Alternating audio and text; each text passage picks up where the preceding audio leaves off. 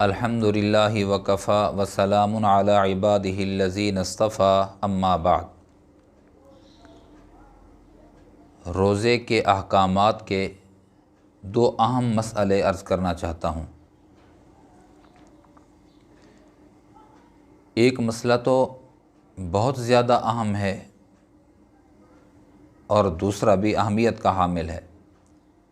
جو بہت زیادہ اہم ہے وہ مسئلہ یہ ہے کہ اگر ایک شخص روزے کی حالت میں ہے تو کیا روزے کی حالت میں ٹوتھ پیسٹ استعمال کر سکتا ہے یا نہیں؟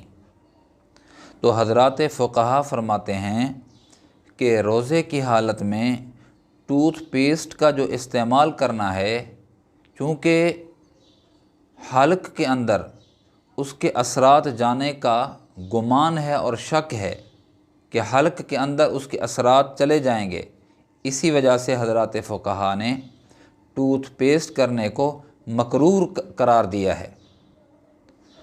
یاد رہے کہ اگر حلق کے اندر ٹوتھ پیسٹ چلا جائے تو روزہ ٹوٹ جائے گا۔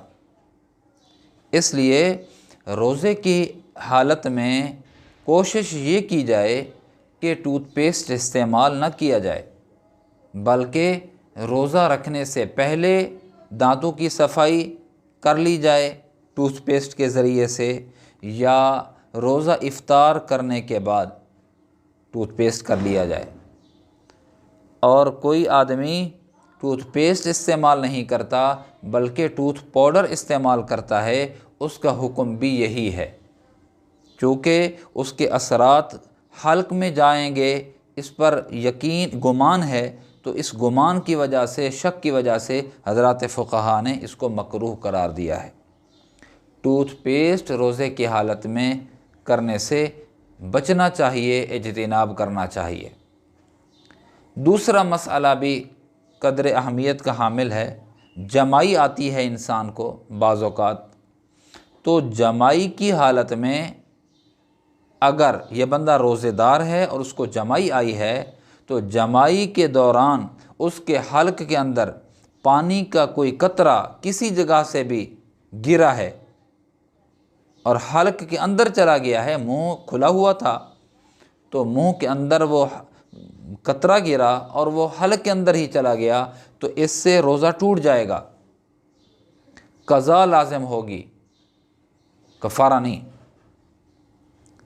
اسی طرح اگر جمائی کی حالت میں منہ کھلا ہوا ہے، جمائی آ رہی ہے، بارش برس رہی ہے، بارش کا کوئی قطرہ یا برف کسی طرح سے بھی منہ کے اندر داخل ہو گئی اور حلق کے اندر چلی گئی اس کا اثر، تو اس حالت کے اندر بھی روزے میں بگاڑ آ جائے گا، روزہ فاسد ہو جائے گا، روزہ ٹوٹ جائے گا، قضا لازم ہوگی، کفارہ نہیں۔ تو اجتناب کرنے چاہیے۔ دونوں مسئلے اہمیت کے حامل تھے۔ پہلا مسئلہ تو بہت زیادہ اہمیت کا حامل تھا میرے عزیزو، ٹوتھ پیسٹ کے متعلق اور جمائی کے متعلق۔ ٹوتھ پیسٹ کے متعلق عرض کر دیا گیا ہے کہ ٹوتھ پیسٹ روزے کی حالت میں کرنا مکروہ ہے۔ اللہ پاک مجھے آپ کو دین کی صحیح سمجھ نصیب فرمائے اور دینی احکامات پہ عمل کرنے کی توفیق نصیب فرمائے۔ وآخر دعوانا ان الحمد للہ رب العالمین۔